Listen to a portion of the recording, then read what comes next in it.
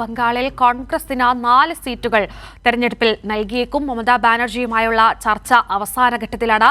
ഹൈക്കമാൻഡുമായി നടന്ന ചർച്ചയിലാണ് സീറ്റ് വിഭജന സാധ്യത. സിബി തുടരുന്നുണ്ട്. സിബി, ബംഗാളിലും ഒരു സഖ്യസാധ്യത തെളിയുന്നുണ്ടോ?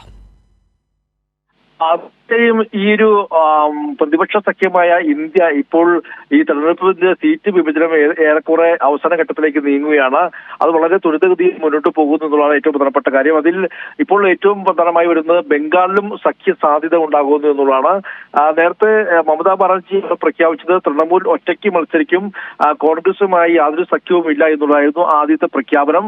എന്നാൽ പിന്നീട് ഇപ്പോൾ ഹൈക്കമാൻഡിന് നേരിട്ട് നടന്ന ചർച്ചയിലാണ് ഈ ഒരു സീറ്റ് വിഭജന സാധ്യത ഇപ്പോൾ വരുന്നത്. പ്രത്യേകിച്ച് അവിടെ കോൺഗ്രസിന് 4 സീറ്റുകൾ വരെ നൽകാൻ മമത തയ്യാറാണെന്നുള്ളതാണ് നമുക്കിപ്പോൾ ലഭിക്കുന്ന വിവരം. കോൺഗ്രസ് അവിടെ ആദ്യം 6 സീറ്റായിരുന്നു ചോദിച്ചിരുന്നത്. പക്ഷേ 6 സീറ്റ് ചോദിച്ചപ്പോഴായിരുന്നു മമതാ ബാനർജി ഇത്തരത്തിലൊരു സഖ്യമില്ല എന്ന് പ്രഖ്യാപനം നടത്തിയത്.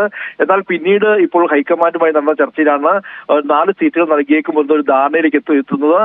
മമതാ ബാനർജിയുമായ ചർച്ച ഇപ്പോൾ അവസാന ഘട്ടത്തിലേക്ക് നീങ്ങുകയാണ്. 5 സീറ്റുകളാണ് കോൺഗ്രസ് ഇപ്പോൾ ആവശ്യപ്പെടുന്നത്. നമുക്ക് ലഭിക്കുന്ന വിവരം അനുസരിച്ച് ബംഗാളിലെ ബഹ്റാംപൂർ, മാൾഡ സൗത്ത്, മാൾഡ നോർത്ത്, റായ്ഗഞ്ച്, ഡാർജിലിംഗ് എന്നിവയാണ് കോൺഗ്രസ് ചോദിച്ചിരിക്കുന്നത്. അതുകൂടാതെ പുരുലിയ സീറ്റ് കൂടി കോൺഗ്രസ് ആവശ്യപ്പെട്ടെങ്കിലും അത് നൽകില്ല എന്നുള്ള സൂചനയാണ് ലഭിച്ചിരിക്കുന്നത്. എന്തായാലും പ്രതിപക്ഷ സഖ്യമായ ഇന്ത്യയിൽ ഈ ഒരു സീറ്റ് വിഭജന ചർച്ചയെല്ലാം വളരെ ത്വരിതഗതിയിൽ മുന്നോട്ട് പോകുന്നു. പ്രത്യേകിച്ച് നമുക്കറിയാം, കഴിഞ്ഞ ദിവസം ചണ്ഡീഗഡിൽ ഈ മേയർ തെരഞ്ഞെടുപ്പുമായി ബന്ധപ്പെട്ടുകൊണ്ട് സുപ്രീം കോടതി നിർദ്ദേശപ്രകാരമെല്ലാം നിലയും അവിടെ വരണാധികാരി ഉപയോഗിച്ചുകൊണ്ട് BJP അട്ടിമറിക്കാൻ ശ്രമിക്കുകയും പിന്നീട് സുപ്രീം കോടതി ഇടപെടലിൽ ചണ്ഡീഗഡിൽ വളരെ വലിയ വിജയം ഇന്ത്യ സഖ്യത്തിന് ലഭിച്ചിരുന്നു. പ്രത്യേകിച്ച് ഇന്ത്യ സഖ്യം രൂപീകരിച്ച ശേഷമുണ്ടായ ഒരു ആദ്യ തെരഞ്ഞെടുപ്പ് നിലയിൽ ആ ഒരു വിജയമെല്ലാം നിലയും വളരെ വലിയൊരു ഊർജ്ജം ഇപ്പോൾ പ്രതിപക്ഷ സഖ്യമായി ഇന്ത്യക്ക് ലഭിച്ചിട്ടുണ്ട്. മാത്രമല്ല ഉത്തർപ്രദേശിൽ അടക്കമെല്ലാം നിലയും സീറ്റ് വിഭജനം ഏറെക്കുറെ പൂർത്തിയാക്കുകയും അതിൽ 17 സീറ്റ് കോൺഗ്രസിന് SP നൽകുകയും അങ്ങനെ ഉത്തർപ്രദേശിൽ കൃത്യമായി ധാരണയാവുകയും ചെയ്തു.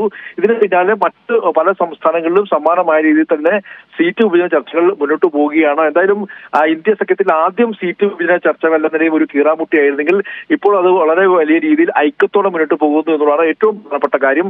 അതിന് ഏറ്റവും വലിയൊരു ശുഭ സൂചനയാണ് ഈ ഒരു ബംഗാളിലും ഇപ്പോൾ വീണ്ടും ഒരു സഖ്യ സാധ്യത തെളിയുന്നു എന്നുള്ളത്. എന്തായാലും കോൺഗ്രസ് അവിടെ 4 സീറ്റുകൾ നൽകിക്കൊണ്ട് ബംഗാളിലും ഒരു പ്രതിപക്ഷ സഖ്യമായി പ്രത്യേകിച്ച് തൃണമൂലും കോൺഗ്രസും അവിടെ ഒരുമിച്ച് മത്സരിക്കുന്ന ഒരു ഘട്ടത്തിലേക്ക് മാറുന്നു എന്നുള്ളതാണ് ഏറ്റവും പ്രധാനപ്പെട്ട കാര്യം. നമുക്കറിയാം, BJP ഭരിക്കുന്ന സംസ്ഥാനങ്ങളോ അല്ലെങ്കിൽ BJP പ്രതിപക്ഷമായ സംസ്ഥാനങ്ങളിലോ ഇത്തരത്തിൽ BJP അധികാരത്തിൽ ഇറക്കാൻ വേണ്ടിയാണ് ഈ ഒരു പ്രതിപക്ഷ സഖ്യമായി ഇന്ത്യ എന്നത് ഒരു സഖ്യം തന്നെ രൂപപ്പെട്ടത്.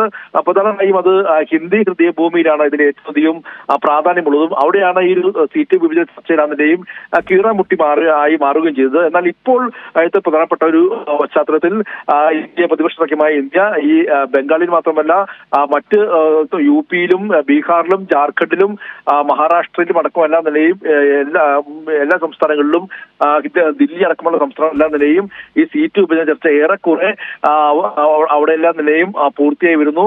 ഈ ഫെബ്രുവരി 29 മുൻപായി തന്നെ ഈ ഒരു സീറ്റ് വിഭജന ചർച്ചകൾ പൂർത്തിയാക്കി തെരഞ്ഞെടുപ്പിലേക്ക് മുന്നോട്ട് പോകുമെന്നുള്ളതാണ് നമുക്കിപ്പോൾ ലഭിക്കുന്ന വിവരം.